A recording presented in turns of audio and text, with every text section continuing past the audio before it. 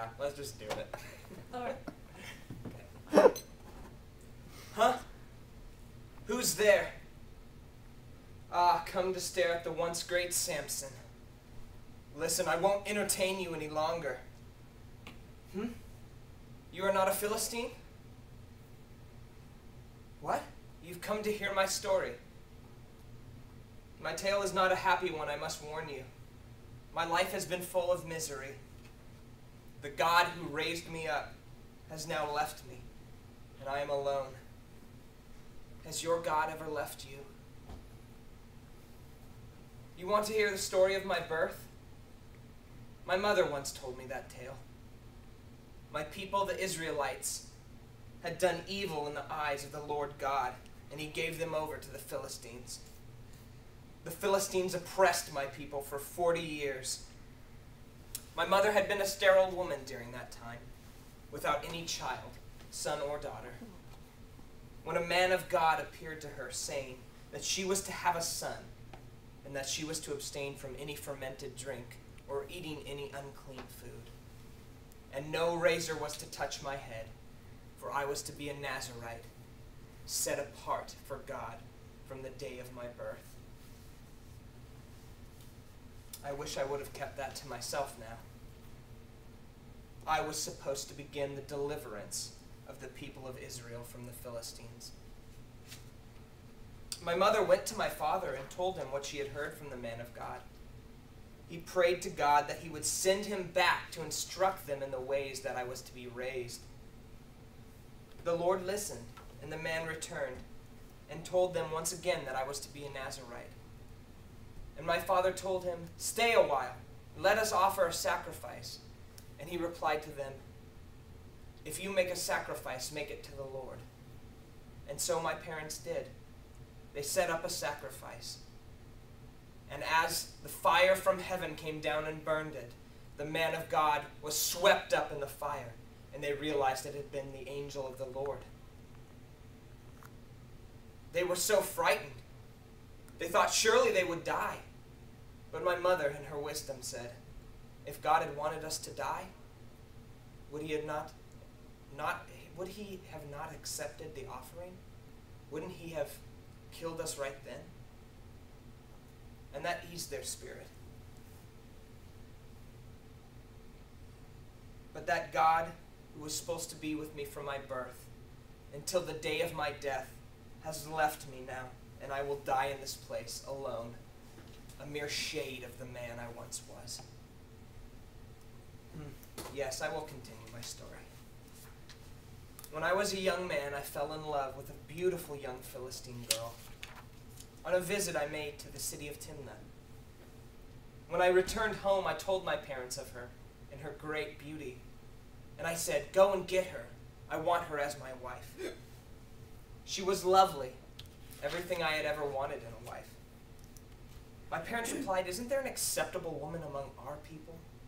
Someone you could love amongst the Israelites?" They obviously did not understand my love. No, there wasn't. There was no one acceptable among us.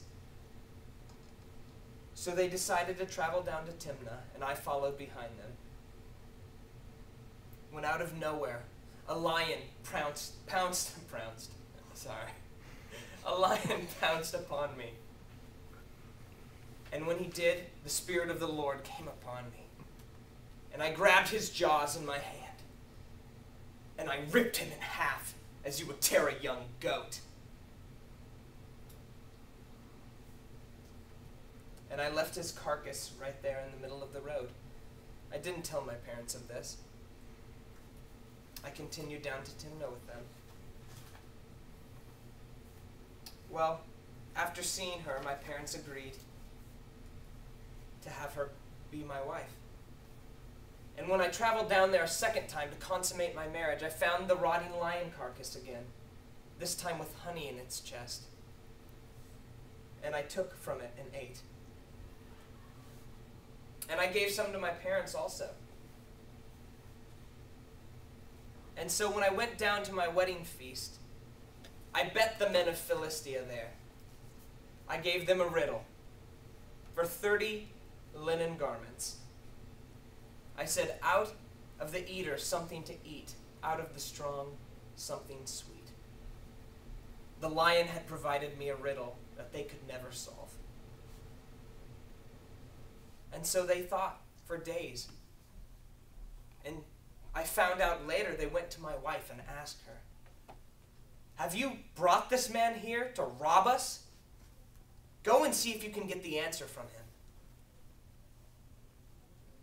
And so she came to me and asked me what the answer was to the riddle. And I said, "I haven't even told my parents the answer. Why would I tell you?"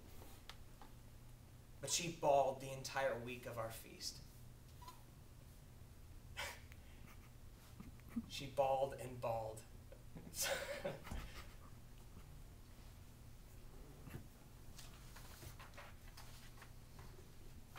But I loved her. And so I told her the answer. I trusted that she would not betray my confidence. On the last day of the feast, the men of Philistia came back to me, and they answered, "What is stronger than a lion? What is sweeter than honey?" And I seethed inside. My wife had betrayed my confidence. There was no way those men could have known that riddle. Did she not know she was the love of my life? Did I have to prove myself to her?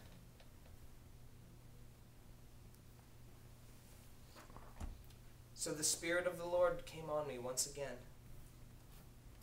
And in my rage, I yelled, "If you had not plowed with my heifer, you would have not known the answer to this riddle." And I went down to Ashkelon, and I slayed 30 of their men, and I stripped them of their garments, and I paid them with their own brothers' clothes. I was still so angry with my wife and what she had done to me. I returned home, back to Israel. And once my anger had subsided, I decided to return to her. And what I found was this, that she had been given to another man. My wife had been given to another man. This was the greatest offense these Philistines had done against me yet. So I went out, and I found 300 foxes, and I caught them all and tied them tail to tail in pairs, and I set a torch between each tail and sent them out among the fields of grain of the Philistines. What? No, I've never heard of animal cruelty. Why?